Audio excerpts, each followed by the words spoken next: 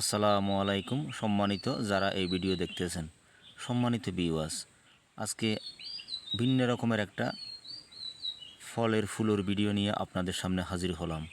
পুরো ভিডিওটা দেখবেন, তাহলে অনেক টেস্ট পাবেন।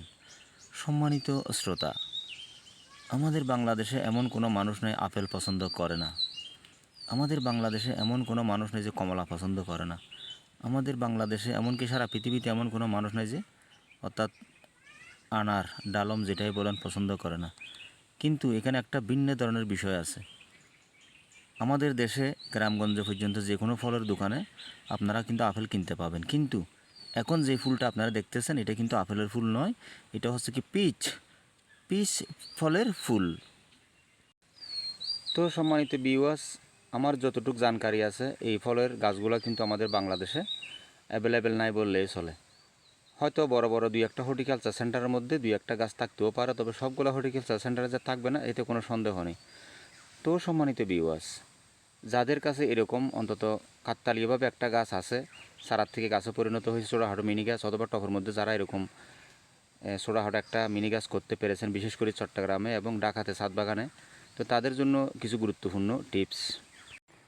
তো সম্মানিত ভিউয়ার্স, টিপটা হচ্ছে কি, যাদের কাছে টবের মধ্যে এরকম জাতের গাছ আছে, আপনারা ধারাবাহিকভাবে নিয়ম মাত্রায় পানি দেবেন, অতিরিক্ত পানি দেবেন না। অতিরিক্ত পানি দিলে গাছ গ্রোথের দিকে চলে যাবে এবং শিকড় ফসে যাওয়ার একটা রোট হওয়ার একটা সম্ভাবনা থেকে যাবে।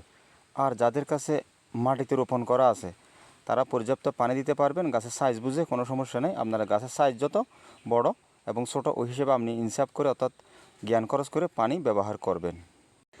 সম্মানিত ভিউয়ার্স, এখানে একটা গুরুত্বপূর্ণ কথা না বললে নয়। এই ফলের আবাদ কিন্তু বেশিরভাগ ইউরোপের দিকে হয়ে থাকে, বিশেষ করে ঠান্ডার দেশে, যেমন New Zealand, Switzerland, Australia, Canada, America, এই সমস্ত দেশে এই সমস্ত ফলের আবাদ বেশি হয়।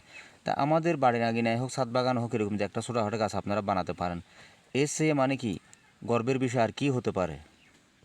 সম্মানিত ভিউয়ার্স, আমার গাছটার বয়স 4 বছর প্লাস হয়ে গেছে। আমি এর আগেটার থেকে হালকা পাতলা 2বার ফল পেয়েছিলাম। পরিচর্যা ঘাটতির কারণে ফল সঠিকভাবে আসতেছেন, এবছর আবার ভাগ্যের কারণে ফুল চলে আসছে। সম্মানিত ভিউয়ার্স, আপনাদের কাছে যদি এরকম গাছ থাকে, গোড়াতে পর্যাপ্ত পরিমাণে জৈব ব্যবহার করবেন, কোনো ধরনের রাসায়নিক সার ইউজ করবেন না যতদিন পর্যন্ত বর্ষাকাল না আসে। সম্মানিত ভিউয়ার্স, এই টাইমের মধ্যে সঠিক মাত্রায় আপনারা রিপকট ব্যবহার করবেন সাইফারমেথ্রিন গ্রুপের। এরকম যখন ফুল ফুটে যাবে আর কোনো ওষুধ স্প্রে করবেন না। যখন আবার গুটিতে পরিণত হয়ে যাবে তখন ফ্লোরা অথবা মিরাকোলন ব্যবহার করবেন সঠিক মাত্রায়। সম্মানিত ভিউয়ার্স, পরিচর্যায় যদি কোনো ভুল ত্রুটি না হয় তাহলে আপনি পর্যাপ্ত পরিমাণে পিস ফল পেয়ে যাবেন। আজকে এতটুকু পর্যন্ত। ভিডিওটা ভালো লাগলে প্লিজ সাবস্ক্রাইব করে দেবেন। আসসালামু আলাইকুম রহমতুল্লাহ বরকাত। খোদা হাফেজ।